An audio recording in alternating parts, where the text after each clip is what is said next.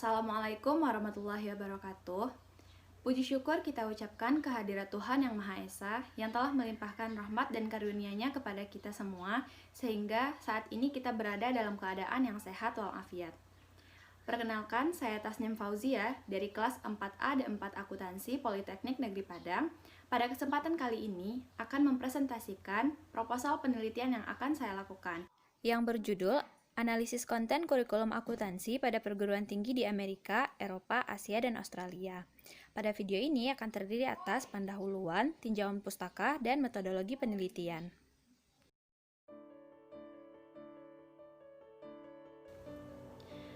Pendidikan merupakan suatu hal penting yang harus dimiliki oleh setiap orang dalam menjalani hidup. Tanpa adanya pendidikan, segala sesuatu yang ada di dunia ini tidak akan maju dan berkembang. Untuk itu, pemerintah terus meningkatkan dan mengembangkan sistem pendidikan yang ada di setiap jenjang pendidikan. Dibutuhkan perencanaan dan pengontrolan terhadap sistem yang digunakan dalam menjalankan pendidikan. Salah satunya adalah dengan merumuskan dan merancang kurikulum yang dapat menjadi acuan dan pedoman dalam menjalankan sistem pendidikan.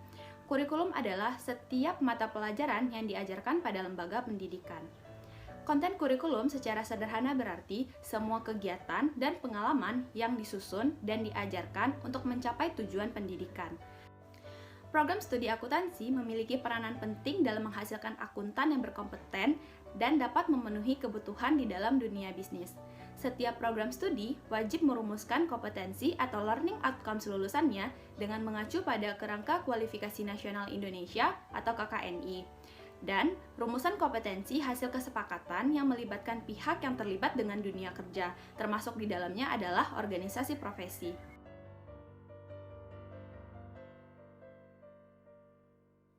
Landasan teori yang pertama adalah kurikulum. Kurikulum menurut Undang-Undang Republik Indonesia Nomor 20 Tahun 2003 tentang Sistem Pendidikan Nasional. Kurikulum adalah seperangkat rencana dan pengaturan mengenai tujuan, isi, dan bahan pelajaran serta cara yang digunakan sebagai pedoman penyelenggaraan kegiatan pembelajaran untuk mencapai tujuan pendidikan tertentu. Menurut Hasan tahun 1988, istilah kurikulum memiliki 4 dimensi pengertian, di mana satu dimensi dengan dimensi yang lain saling berhubungan. Nah, keterkaitan keempat dimensi tersebut digambarkan pada gambar yang sama-sama dapat kita lihat. Landasan teori berikutnya adalah kurikulum akuntansi berdasarkan KKNI atau Kerangka Kualifikasi Nasional Indonesia. Berdasarkan Permendikbud Nomor 73 Tahun 2013, kurikulum yang berlaku pada pendidikan tinggi adalah kurikulum yang berbasis Kerangka Kualifikasi Nasional Indonesia atau KKNI. Secara konseptual, terdapat 6 parameter utama yang menyusun setiap jenjang kualifikasi dalam KKNI, yakni yang pertama, ilmu pengetahuan atau science, kemudian pengetahuan atau knowledge, keahlian praktis atau know-how, kemudian ada keterampilan atau skill, afeksi atau affection, dan kompetensi. Landasan teori berikutnya adalah kompetensi yang dibutuhkan dunia kerja. Pemberi kerja meyakini bahwa perguruan tinggi harus mempersiapkan lulusan yang berkompeten. Terdapat 3 perubahan besar yang mempengaruhi pemberi kerja seperti yang dikemukakan oleh Bradford Committee. Di antaranya adalah yang pertama, jasa akuntansi yang menjadi lebih luas dan lebih terspesialisasi. Kemudian, layanan konsultasi manajemen yang membutuhkan keahlian khusus dan telah berkembang. Kemudian, munculnya pasar akuntansi yang kompetitif yang menuntut akuntan untuk memiliki pendidikan yang luas dan pengetahuan tentang sistem informasi akuntansi serta peran dan fungsi akuntansi dalam suatu organisasi. Landasan teori berikutnya adalah kompetensi akuntansi berdasarkan organisasi profesi, yakni American Institute of Certified Public Accountant atau AICPA dan juga International Federation of Accountants atau IFAC.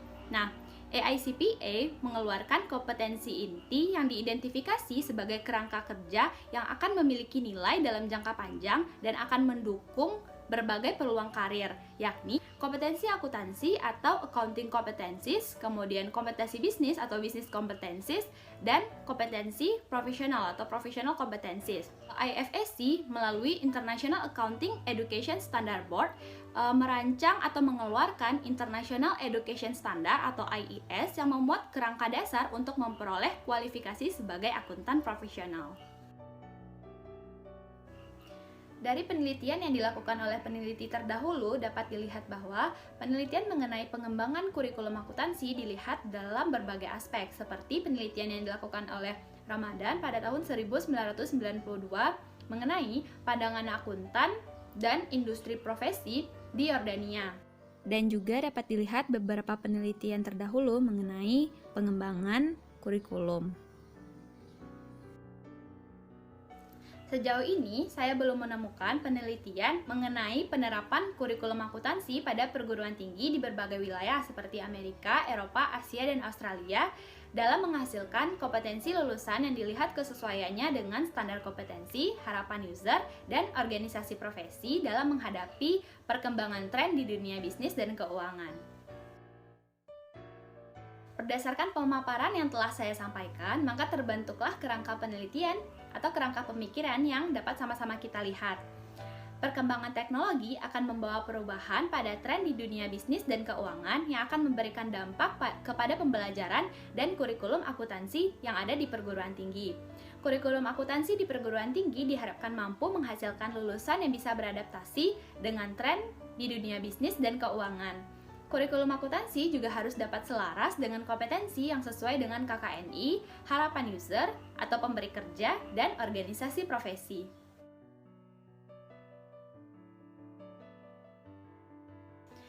Penelitian yang akan saya lakukan menggunakan metode penelitian campuran atau mixed method research, yang di dalamnya menggabungkan antara metode atau pendekatan kualitatif dengan metode atau pendekatan kuantitatif.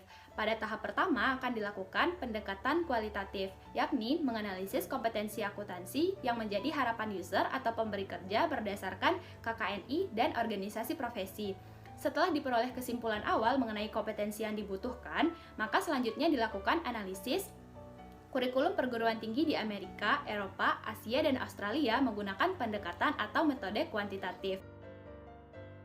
Dalam penelitian ini, populasi yang akan digunakan adalah kurikulum konten akuntansi dari perguruan tinggi. Sampel penelitiannya adalah kurikulum konten akuntansi pada 40 perguruan tinggi yang berada di Amerika, 20 perguruan tinggi yang ada di Eropa, 20 perguruan tinggi yang ada di Asia, dan 20 perguruan tinggi yang ada di Australia.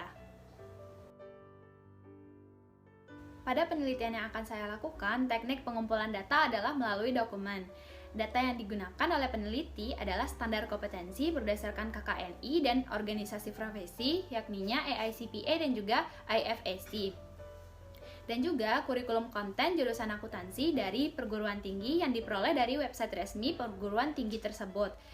Peneliti memilih perguruan tinggi berdasarkan top universitas yang telah di-ranking berdasarkan Top Accounting Program dari US News Ranking, QS Ranking, Accounting Degree, Bachelor Studies pada wilayah Amerika, Eropa, Asia, dan Australia. Pada penelitian ini, data akan dianalisis melalui analisis konten dan statistik deskriptif.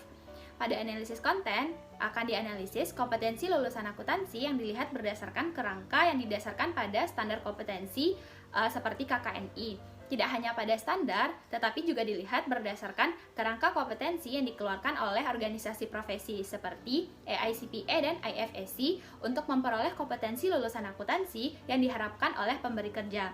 Tahapan yang dilakukan dalam analisis konten adalah pengelompokan data, interpretasi data, dan sintesis data, sehingga didapatkan kompetensi-kompetensi utama lulusan akuntansi yang diperlukan untuk bersaing menghadapi perkembangan bisnis di dunia kerja nantinya. Setelah diperoleh kesimpulan analisis konten, dilakukan pendekatan berikutnya, yakni pendekatan kuantitatif dengan menggunakan metode statistik deskriptif. Kurikulum akuntansi yang dimiliki oleh perguruan tinggi yang telah ditentukan akan dilihat dari hasil analisis kompetensi lulusan akuntansi yang telah dilakukan sebelumnya. Pola dan kesimpulan dari kompetensi yang sesuai dengan KKNI dan organisasi profesi dijadikan alat untuk mengukur serta melihat proporsi yang ada dalam kurikulum akuntansi pada perguruan tinggi. Data kurikulum akuntansi perguruan tinggi yang ada akan diukur dan dinilai menggunakan distribusi frekuensi. Nah, dari sini nantinya akan dilihat frekuensi kemunculan subkategori atau kompetensi yang dijadikan acuan pengukuran menggunakan persentase. Informasi yang dihasilkan dari analisis statistik deskriptif ini akan disajikan dalam bentuk tabel yang juga akan dijelaskan dalam bentuk uraian singkat. Dari hasil yang akan didapatkan nantinya akan diperoleh kurikulum akuntansi dari perguruan tinggi yang dapat menghasilkan lulusan yang berkompeten dengan kompetensi yang dimiliki oleh lulusannya dapat sejalan dengan kompetensi yang sesuai dengan standar kompetensi dan organisasi profesi, serta sejalan dengan kompetensi yang dibutuhkan di dunia kerja, serta dapat bersaing dalam menghadapi perkembangan dunia bisnis dan keuangan. Berikut beberapa referensi dari apa yang telah saya sampaikan. Terima kasih telah menonton video ini, semoga bermanfaat dan menambah wawasan kita semuanya. Akhir kata, Assalamualaikum warahmatullahi wabarakatuh.